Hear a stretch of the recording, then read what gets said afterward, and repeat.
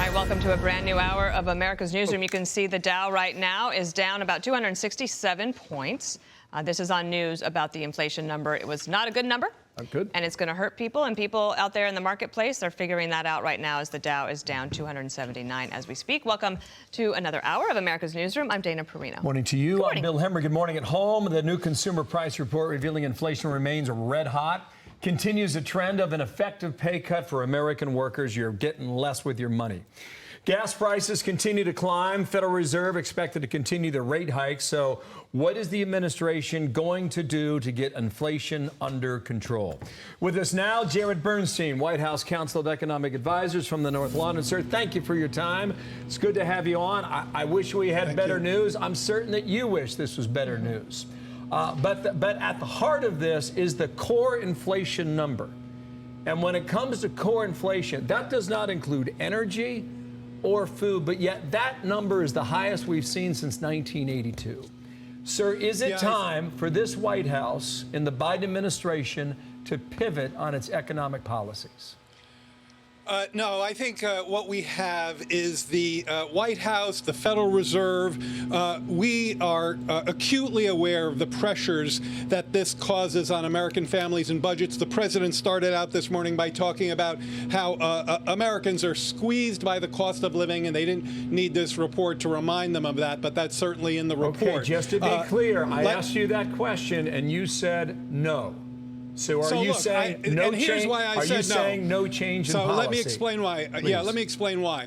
Because the policies that we're doing to help mitigate and ease price pressures are having effect. So, for example, look at the supply side of the economy, supply chains, shipping costs, air freight costs are significantly down. Goods are getting to ship to shelf at the same level they did pre-pandemic. And now go into this report, the one that came out this morning, and look at goods inflation. It was flat if you take out energy. Now, you mentioned that energy prices went up in September. In fact, according to this month's CPI, energy prices fell 2% in September, and gas prices fell. To be clear, I stripped energy out of my question because I was just talking about core inflation. Continue. No, core inflation strips out energy and food, but when we're talking about squeezing family budgets, we really have to talk about energy and food. And it is the case that while gas prices did start to rise at the end of September, in today's report, they were down 5%. But look, nobody is denying your fundamental point, which is this is a real squeeze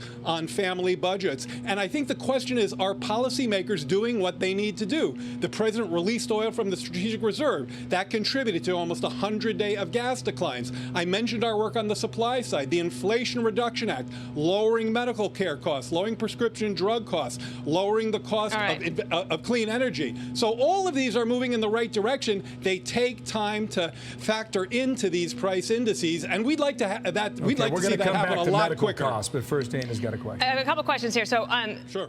The other day, I want to play the sound so we have more time with you. The president told Jake Tapper that if there's a recession, it will be a very slight recession. Did you or your office give him some data that backs that up?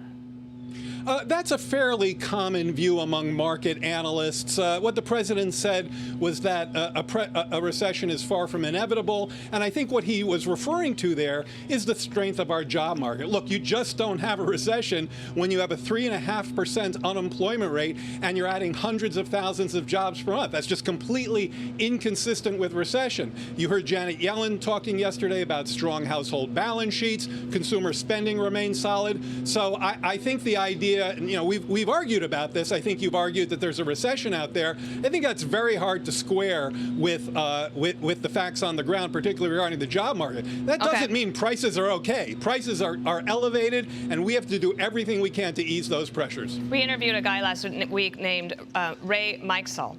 He owned a cafe called Cafe Raymond. He's in Pittsburgh. He can't stay afloat, and he's really upset. Just listen to this here.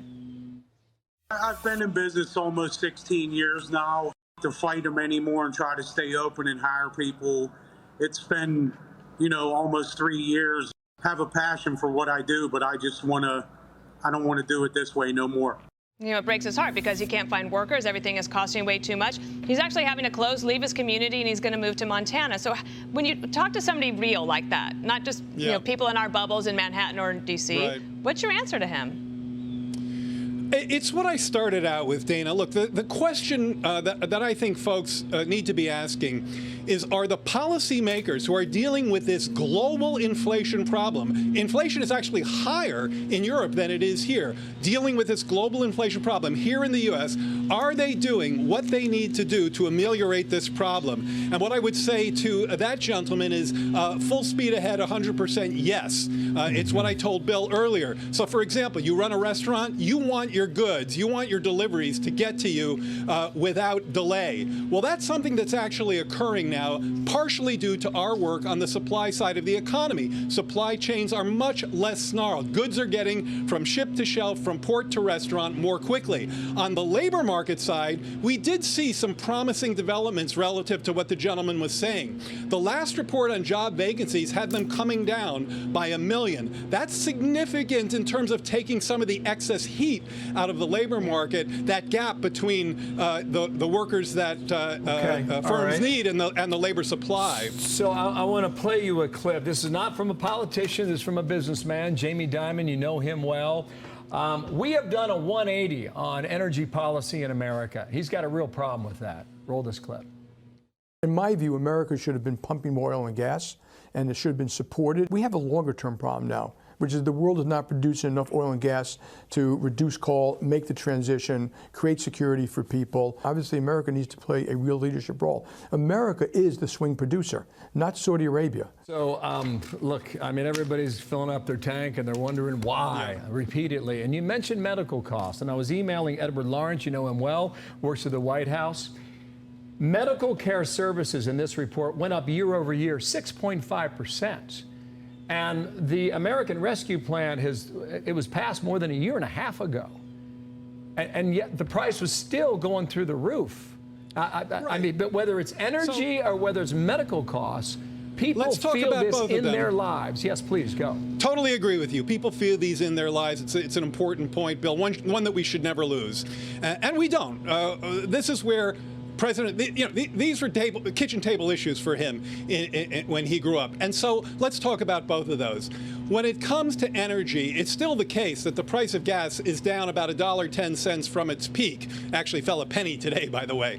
And that's important because it relates to the release of 180 million barrels from the Strategic Reserve. But it used to be so much lower. But hold on, Bill. Hold on. Let me finish. The reason I raise that is because it gets exactly to my point.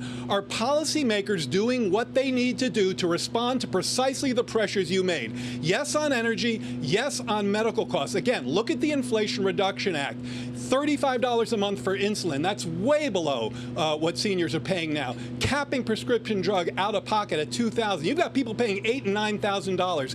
Huge savings there. Again, ask the question, not is inflation too high? The answer to that is unequivocally yes. Are policymakers doing everything they can in this White House to help bring them down? And I think you'd have to find that the answer is yes. I don't know. I mean, we're covering this every day. That people are saying that, like 86% of them saying that inflation and the economy are their issue. But it's even deeper than that. When you are actually following people who are, maybe they don't pay that much attention to Washington, but all they know is that they're paying a lot more for gas. Housing, they're paying a lot more. They don't understand why all of these things aren't working for them, but they do think that whoever the party in power, it becomes a referendum, a midterm election on a president. It's not a choice between Biden and Trump. That might happen in 2024, and we'll have that debate then.